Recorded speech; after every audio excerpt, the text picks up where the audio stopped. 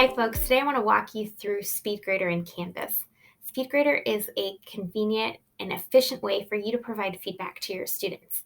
It looks very similar to if you had utilized grading in Google Classroom. You're going to find a lot of the same tools and more.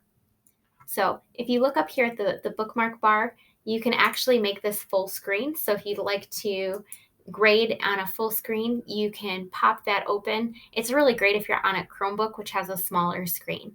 You could also add comments. So here you can color code comments. You can insert a comment just like you would in a Google Doc or Google Suites product, and you can type your comment in there. The other thing you can do if you've got an external tool like Permanent Clipboard, you can insert comments that you've already created on a clipboard. You can highlight specific text, you can add a text box, and you can even strike through a particular sentence or a word. So you've got all these different annotating tools that are available. You can draw on a particular part of the document, which might be really good for math, science, or anything that's demonstration based. And then you can add a text box for annotations. So play around with these features, and as you're playing, you're going to find some features that work really nicely for you and for your course content. Over here on the right is my favorite part of the Speedgrader, which is it allows you to toggle back and forth between all the different submissions that your students may have made. So for example, if you collect a rough draft of a paper and then a final draft, you could toggle between those two views and see the timestamps as well. Here you can embed rubrics, which are really nice and easy to reuse in the same course. So if you build a rubric once, you can reuse it as many times as you'd like.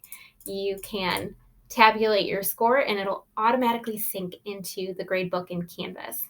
If you want to customize or personalize anything, you can add comments. You can change those point values.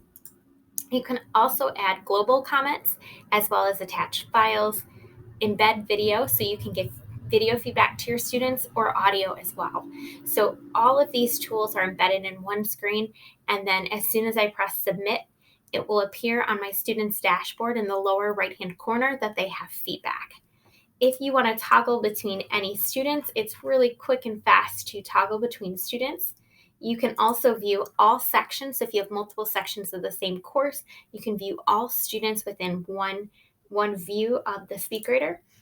You can also break it down by specific sections. As you can see up here in the upper right-hand corner, I've got a count of how many I have still to grade and how many have been submitted. I can access Speedgrader in a variety of ways. If something needs to be graded on my homepage, I will see that I can go directly to an assignment to be graded. It even tells me how many assignments I have there. I can also go to grades. In grades, I would see that I've got an assignment turned in here. I can right-click on these three dots and I can enter Speedgrader that way, or I can enter Speedgrader through the individual assignment. Personally, I always utilize the dashboard feature over here, my to-do list, to go directly to Speedgrader.